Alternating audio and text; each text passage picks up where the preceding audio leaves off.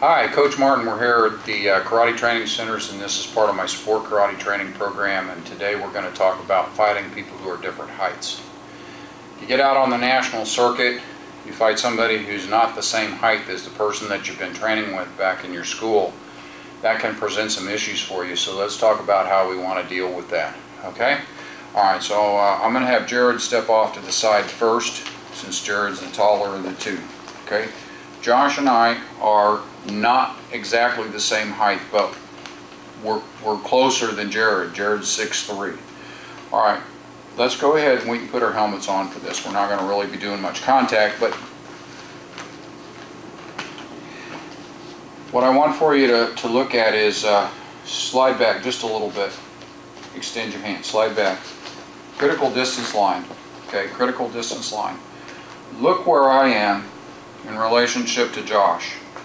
Now, you have to have studied some of my other stuff to understand what we're talking about, but here's the critical distance line. Alright? Everything I'm working on, if Josh is my sparring partner and I'm working with Josh all the time, this is the distance that I'm used to working on. Okay? So whether I'm trying to do a move that covers the distance that gets me into where I can kick, or I use a kick to cover the distance and then a hand technique to score, everything is set off of that distance, because that's the distance I'm working as I'm moving around, because that's the training partner I'm used to. Alright, watch what happens to this mix if we change that variable. Jared, I want for you to come in here, okay? And Josh, slide over just a little bit. Jared, take Josh's spot, okay?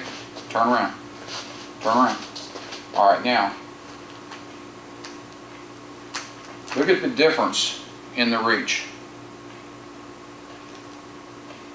Jared takes Josh's spot. Look at the difference in the reach. He has at least 8 inches of reach there, that he is closer to me than Josh was. So, as to the critical distance line with him trying to throw a kick at me, I'm already well within the range of his kicks. So as I'm moving around and I'm trying to set stuff up, if I don't make an adjustment, I'm already in range. That's what I'm trying to get through to you.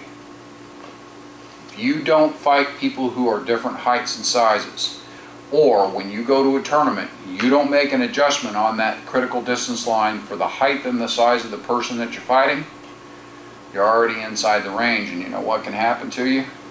You start getting scored on a lot. It can become frustrating psychologically, then you're going to lose.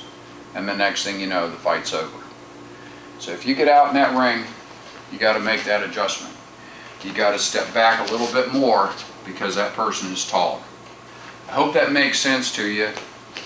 It's an important thing. It's one of those intangible rules, but it will make a difference in the way that you fight.